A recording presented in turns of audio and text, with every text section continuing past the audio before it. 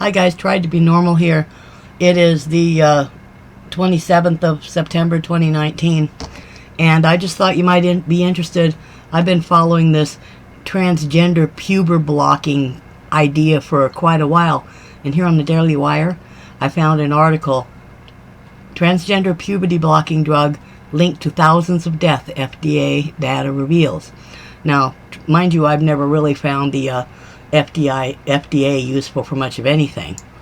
More than 6,300 adults have died from reactions to a drug that's used as a puberty blocker in gender-confused children, Food and Drug Administration data reportedly shows.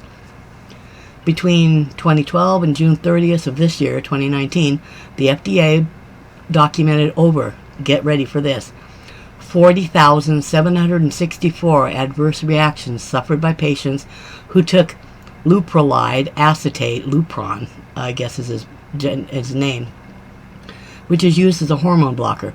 More than 25,500 reactions logged from 2014 to 2019 were considered serious, including 6,370 deaths. This comes from the Christian Post on Thursday. Lupron is being prescribed off-label, and what that means is that they're prescribing it for situations that it wasn't FDA approved for use in children who have been diagnosed with gender dysphoria, despite the lack of formal FDA approval for that purpose. The outlet explained. The drug is clinically approved for treatment of precocious puberty, whatever the hell that means, a condition where children start their puberty processes at an abnormal early age, and the blocker is administered for a short time until the proper age. Okay, and remember again, these people are the ones deciding when the proper age for everybody to reach puberty is, right? How scary is that? Michael Laidlaw, a California-based endocrinologist who exposed in April that doctors are giving testosterone to gender-confused girls as young as 8 years old, questioned why a psychological disorder like gender dysphoria should be treated with such drugs instead of proper psychological care. That's something I'd like to know too. Gender dysphoria is not an endocrine condition, but it's a psychological one and should therefore be treated with proper psychological care, he said. According to the Christian Post, but it becomes an endocrine condition once you start using puberty blockers and giving cross-sex hormones to kids. In other words, they're destroying the health of our kids. These kids, in my opinion, I feel that they might have trouble procreating, having children of their own in days to come, once they get older. In other words, they're pretty much probably sterilizing our kids with this stuff. Even if they do come out of their gender dysphoria, these drugs have probably already sterilized them. As heightened by the outlet, drug sales for Lupron in the United States in 2017 hit about $669 million. An annual report for AbbVie, whatever the heck that is, which produces the drug, showed. Okay. As previously covered by the Daily Wire, Laidlaw, among other medical doctors and a parent of a gender-confused child, sounded the alarm on the increasing use of transgender-related drugs. The professionals discovered that government-funded research now allows children as young as 8 to be put on sex hormones. And from what I've been seeing, they're actually doing this without the permission or the consent of their parents. Sometimes without the parents' knowledge. It goes on to say, through FOIA requests, Laidlaw and some of his colleagues found that in 2017, they lowered the minimum age for cross-sex hormones from 13 to 8. That was in a report from the Christian Post published in April. Imagine giving 8-year-old girls testosterone, the endocrinologist offered.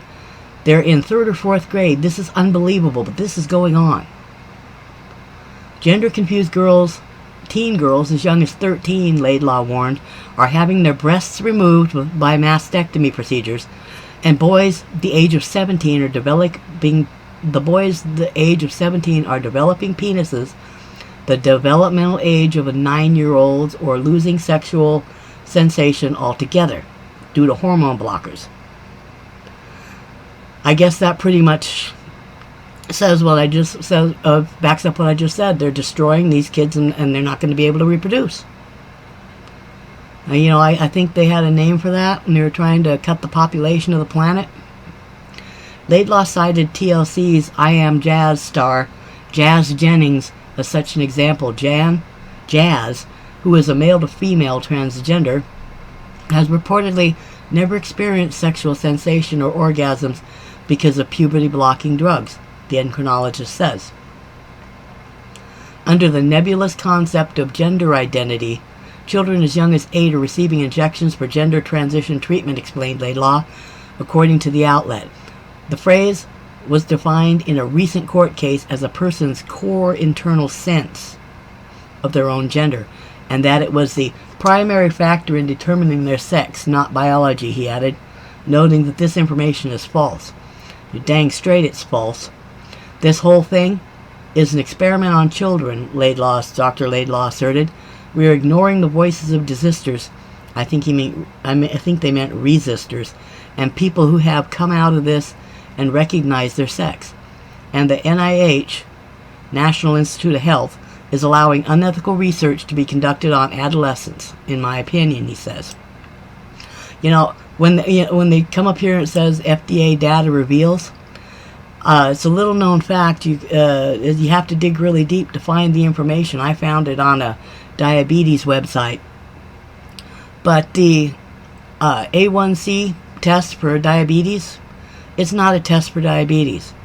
It's created back in the early 70s, and it was designed to help people with diabetes monitor their diet to see how much sugar and carbohydrates they're in their diet and where they can make changes.